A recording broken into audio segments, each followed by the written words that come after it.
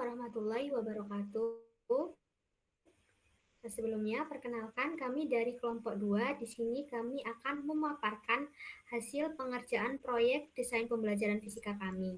Nah, sebelum itu izinkan kami untuk memperkenalkan diri terlebih dahulu. Dengan saya, Alifia Miningrum dengan NIM akhir 2082 dan rekan saya. Perkenalkan, nama saya Mafaza Nurisabeta dengan NIM akhir 2052. Perkenalkan, nama saya Fadiah Nurul Qasmi dengan NIM akhir 2060. Dan yang terakhir, perkenalkan nama saya Zekel Ferdausi dengan NIM akhir 2117. Baik, langsung ke slide selanjutnya.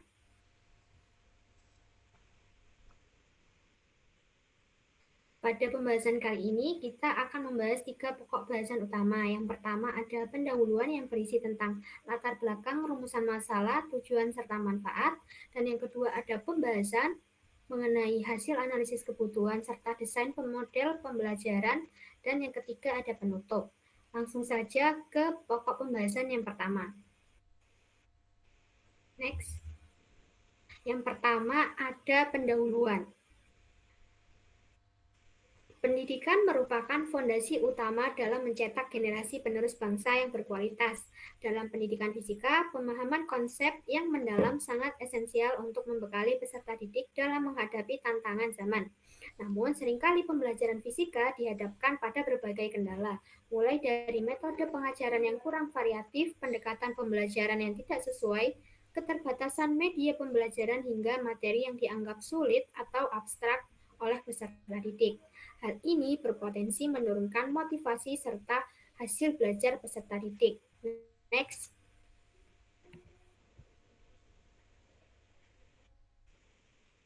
Untuk mengatasi hal di atas, maka dibutuhkan model desain pembelajaran yang tepat dan efektif. Model desain pembelajaran sendiri bertujuan untuk meningkatkan hasil belajar peserta didik sekaligus mempermudah guru dalam pelaksanaan proses belajar mengajar di kelas. Pembuatan desain pembelajaran disesuaikan dengan analisis kebutuhan peserta didik. Dalam proyek pembuatan desain pembelajaran fisika kali ini, kelompok kami memilih SMA Negeri 1 Paciran yang terletak di Kabupaten Lamongan sebagai tempat penelitian kami. Nah, analisis kebutuhan peserta didik dilakukan melalui wawancara dengan guru pengampu mata kuliah fisika. Nah, wawancara ini dilaksanakan secara online dikarenakan adanya kendala jarak serta keterbatasan waktu. Dari hasil wawancara kami dengan guru fisika didapatkan bahwa permasalahan utama peserta didik terletak pada kurangnya kemampuan matematika. Karena kemampuan matematika peserta didik yang kurang, maka kebanyakan peserta didik merasa kesulitan untuk menguasai materi yang melibatkan banyak rumus fisika di dalamnya. Next. Nah, berdasarkan pemaparan di atas, tim kami mengembangkan perangkat pembelajaran berupa RPP dan media pembelajaran berupa LKPD. Pembuatan RPP menggunakan desain pembelajaran, model, dan metode yang disesuaikan dengan hasil analisis kebutuhan peserta didik. RPP dirancang untuk menyajikan materi fisika secara terstruktur dan komprehensif, sedangkan LKPD dirancang untuk memfasilitasi aktivitas belajar peserta didik. Nah, pengembangan perangkat ini diharapkan dapat memberikan solusi konkret terhadap tantangan pembelajaran fisika, terutama untuk mengatasi kurangnya kemampuan matematika pada peserta didik. Next. Adapun rumusan masalah dari penelitian kami yaitu yang pertama, bagaimana hasil analisis kebutuhan belajar peserta didik di SMA Negeri 1 Paciran. Dan yang kedua, desain pembelajaran apa yang cocok untuk diterapkan berdasarkan hasil analisis kebutuhan tersebut. Nah, untuk tujuannya sendiri yang pertama, untuk mengidentifikasi kebutuhan belajar peserta didik dalam pembelajaran fisika berdasarkan hasil wawancara dengan guru fisika. Nah, yang kedua adalah merancang perangkat pembelajaran berupa RPP dan media pembelajaran yang sesuai dengan kebutuhan peserta didik. Nah, yang ketiga ada manfaat. Untuk manfaat dari proyek ini sendiri, yang pertama yaitu mahasiswa dapat menambah wawasan tentang pentingnya analisis kebutuhan dalam perancangan desain pembelajaran. Nah, yang kedua, mahasiswa dapat melatih kemampuan menganalisis kebutuhan belajar peserta didik serta mampu merancang desain pembelajaran yang sesuai. Next. Materi selanjutnya akan dijelaskan oleh rekan saya. Kepada rekan saya disilahkan. Baik, materi yang kedua tentang pembahasan, yaitu membahas tentang hasil analisis kebutuhan pembelajaran fisika, desain pembelajaran, model pembelajaran, langkah desain pembelajaran, dan RPP. Berdasarkan hasil wawancara kami dengan Ibu Kurota Ayun selaku guru mata pelajaran fisika di SMA Negeri 1 Paciran, diperoleh informasi yang menunjukkan bahwa kebutuhan peserta didik dalam pembelajaran fisika sangat dipengaruhi oleh karakteristik kognitif, motivasi belajar, serta kesiapan terhadap materi yang bersifat abstrak dan matematis. Narasumber menyatakan bahwa pada kelas 10, 11, dan 12 memiliki karakteristik yang berbeda-beda. Pada peserta didik kelas 10, umumnya masih dalam tahap penyesuaian dan memiliki latar belakang pemahaman yang beragam, sehingga memerlukan pendekatan yang sabar dan bertahap. Sedangkan pada kelas 11, kompleksitas materi meningkat dan menuntut kemampuan analisis yang lebih tinggi. Sementara itu, pada kelas 12 cenderung lebih serius dan fokus dalam belajar, meskipun masih mengalami kesulitan dalam memahami materi yang menuntut penguasaan konsep dan rumus fisika. Nah, permasalahan utama yang dihadapi dalam proses pembelajaran fisika di SMA Negeri 1 Paciran terletak pada rendahnya kemampuan matematis peserta didik. Kondisi ini menjadi kendala signifikan ketika peserta didik harus mempelajari materi yang menuntut penguasaan rumus dan keterampilan menghitung matematis. Peserta didik cenderung menunjukkan sikap enggan, bahkan penolakan dalam menyelesaikan soal-soal yang melibatkan aspek matematis yang berdampak pada rendahnya pencapaian kompetensi dasar yang sesuai dengan tuntutan kurikulum. Selain itu, motivasi belajar peserta didik tergolong rendah. Hal ini dapat dilihat dari partisipasi yang pasif selama proses pembelajaran. Nah, berdasarkan hasil wawancara dengan narasumber, siswa menunjukkan antusiasme yang tinggi ketika kegiatan pembelajaran diintegrasikan dengan permainan cerdas cermat. Untuk meningkatkan fokus belajar, biasanya guru mengumpulkan telepon seluler sebelum pembelajaran dimulai. Nah, pada SMA Negeri 1 Paciran telah menerapkan kurikulum merdeka dalam proses pembelajarannya. Untuk memenuhi kebutuhan belajar peserta didik, guru sudah menerapkan beberapa strategi pembelajaran seperti diskusi kelompok, tutor sebaya, dan ceramah yang disesuaikan dengan situasi kelas dan karakteristik siswa. Dalam pelaksanaannya, guru seringkali perlu mengulang penjelasan materi agar dapat dipahami dengan optimal. Selain itu, model pembelajaran Problem Based Learning atau PBL dan Discovery Learning juga telah diterapkan di kelas 12. Guru juga sudah memanfaatkan teknologi melalui pemberian kuis digital menggunakan Quizzes dan pembentukan kelompok belajar dengan sistem tutor sebaya untuk menciptakan suasana belajar yang lebih aktif, kolaboratif, dan kompetitif. Nah, selanjutnya tentang gaya mengajar guru. Guru memberikan kesempatan peserta didik untuk terlebih dahulu menyelesaikan permasalahan secara mandiri sebelum menerima bantuan dari guru.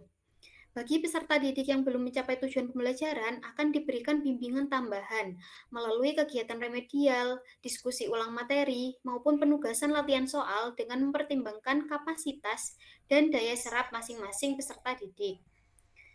Nah, media pembelajaran yang digunakan dalam pembelajaran fisika meliputi LCD proyektor dan smartphone yang digunakan untuk mengerjakan kuis. Sebagai bentuk motivasi, guru akan memberikan penghargaan kepada 3 peserta didik dengan nilai tertinggi untuk meningkatkan antusiasme dalam mengikuti pembelajaran. Adapun asesmen yang sudah dilakukan yaitu melalui ulangan harian dan kuis, sedangkan refleksi pembelajaran dilakukan berdasarkan hasil ulangan tersebut. Nah, menurut narasumber, strategi dan media pembelajaran yang diterapkan telah mendukung pencapaian tujuan pembelajaran, meskipun masih terdapat beberapa materi yang sulit dipahami oleh siswa sehingga belum sepenuhnya mencapai target pembelajaran. Selanjutnya tentang sarana dan prasarana. Dari segi sarana dan prasarana, SMA Negeri 1 Paciran telah memiliki laboratorium fisika yang dimanfaatkan 1 kali setiap minggunya. Meskipun ada beberapa alat yang dalam kondisi kurang optimal akibat korosi. Nah, setiap ruang kelas juga sudah dilengkapi oleh LCD proyektor yang mendukung integrasi teknologi dalam pembelajaran. Buku fisika juga sudah tersedia di perpustakaan dan digunakan sebagai sumber belajar utama. Lingkungan sekolah juga dinilai kondusif untuk penerapan pembelajaran berbasis proyek, serta ada program pembinaan bagi peserta didik yang berminat untuk mengikuti kompetisi sains, seperti Olimpiade Sains Nasional atau OSN. Nah, secara umum, hasil analisis kebutuhan menunjukkan bahwa diperlukan penguatan pada aspek kemampuan matematis, peningkatan motivasi dan keterlibatan belajar, serta penerapan strategi pembelajaran yang adaptif dan kontekstual guna untuk mengoptimalkan hasil belajar fisika. Baik, yang selanjutnya akan dijelaskan oleh rekan saya.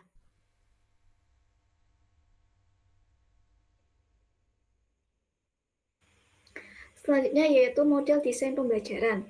Nah, berdasarkan hasil analisis kebutuhan pembelajaran fisika di SMA Negeri 1 Paciran, maka model desain Dick and Carey akan digunakan dalam merancang pembelajaran tersebut. Nah, model ini dapat mengatasi permasalahan yang ada di sekolah, tujuan pembelajaran yang spesifik.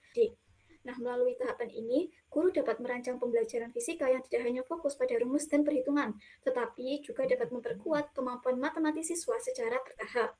Selain itu, model ini terdapat tahapan revisi instruksional setelah evaluasi formatif, sehingga pembelajaran dapat disesuaikan dan diperbaiki berdasarkan hasil evaluasi tersebut. Next.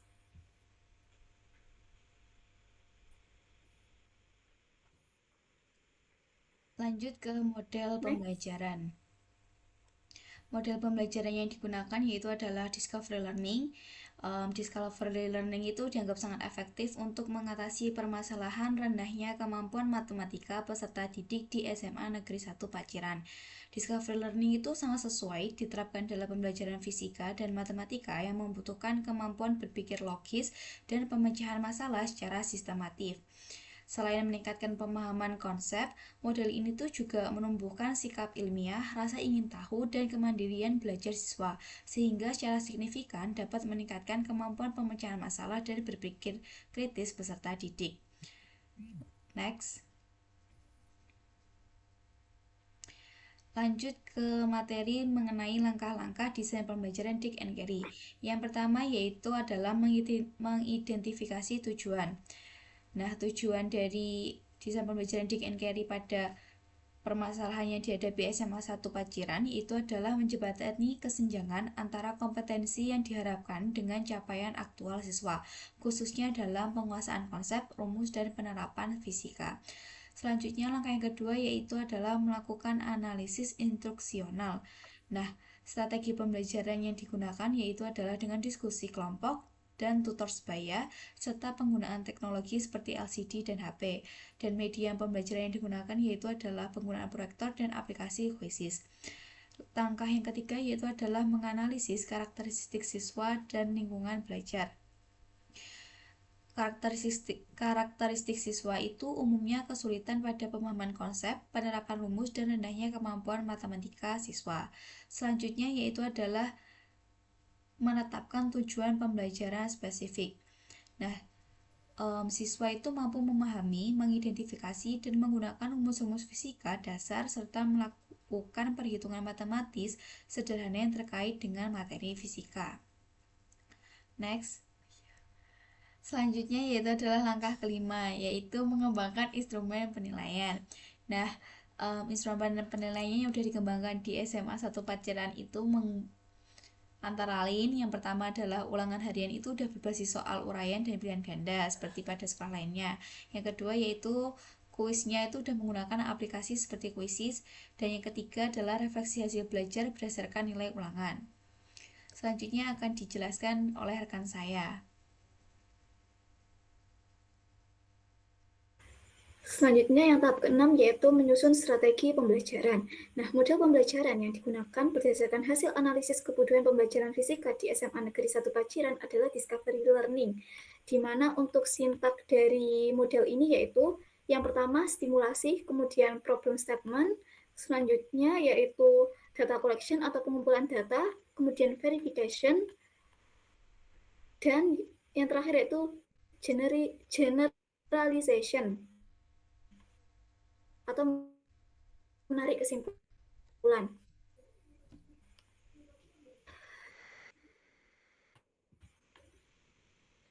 Nah, kemudian jawab, praktikum, diskusi, presentasi, dan ceramah. Dan untuk media pembelajarannya berupa LKPD, PET Simulation, dan PowerPoint. Selanjutnya tahap ke-7 yaitu mengembangkan dan memilih materi pembelajaran.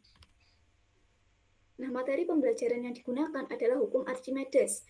Nah, hukum Archimedes ini memiliki karakteristik materi yang kontekstual dan mudah untuk divisualisasikan.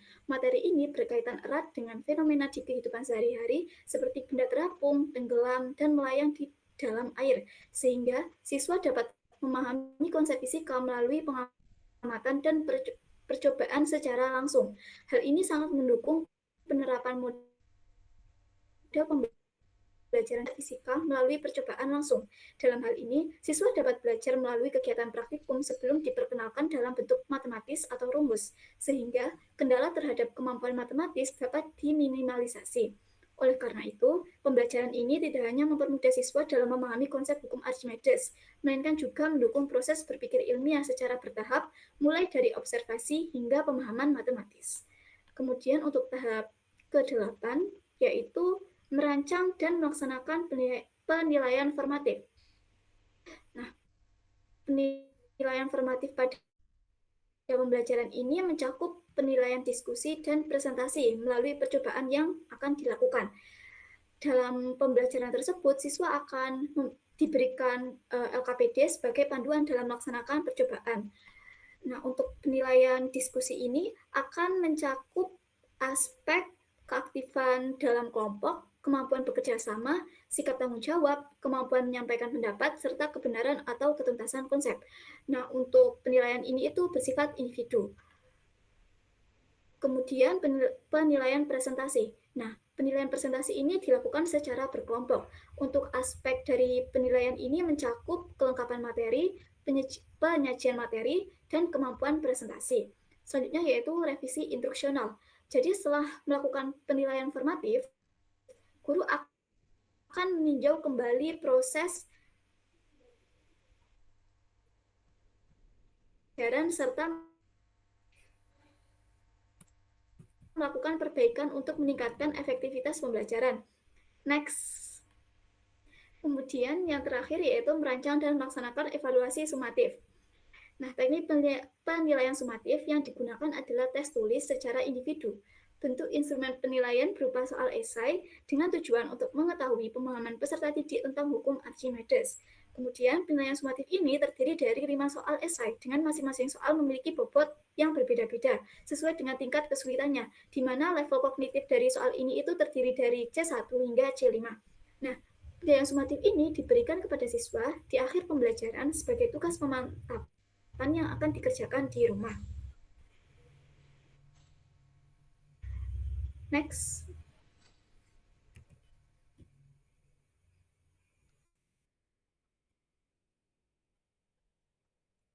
Baik, selanjutnya yaitu adalah penutup yang terdiri dari kesimpulan dan saran. Next. Kesimpulan dari hasil wawancara kami yaitu adalah perencanaan pembelajaran yang berlandaskan analisis kebutuhan peserta didik efektif dalam mengidentifikasi kendala utama siswa, yaitu rendahnya kemampuan matematika dan motivasi belajar yang kurang. Nah, untuk mengatasi permasalahan tersebut, pendekatan desain pembelajaran Dick and Carey diterapkan dengan model pembelajaran discovery learning yang menekankan pembelajaran aktif dan kolaboratif. Melalui penggunaan metode seperti diskusi kelompok, tutor sebaya, aplikasi kuisis, serta praktikum dengan simulasi PET. Proses pembelajaran fisika diharapkan menjadi lebih menarik, bermakna, dan dapat meningkatkan hasil belajar siswa secara signifikan. Next. Adapun saran yang bisa kami berikan, yaitu yang pertama adalah bagi guru fisika, yaitu guru fisika itu diharapkan untuk terus mengembangkan strategi pembelajaran yang kontekstual dan berbasis masalah agar siswa itu dapat mengaitkan materi fisika dengan kehidupan nyata. Selanjutnya untuk sekolah, yaitu adalah sekolah itu perlu dilakukan perbaikan dan perawatan berkala terhadap sarana laboratorium yang berkarat agar kegiatan praktikum berjalan lebih maksimal. Dan yang terakhir yaitu bagi siswa, siswa itu diharapkan meningkatkan kemampuan dasar matematika sebagai kunci keberhasilan dalam memahami fisika. Next.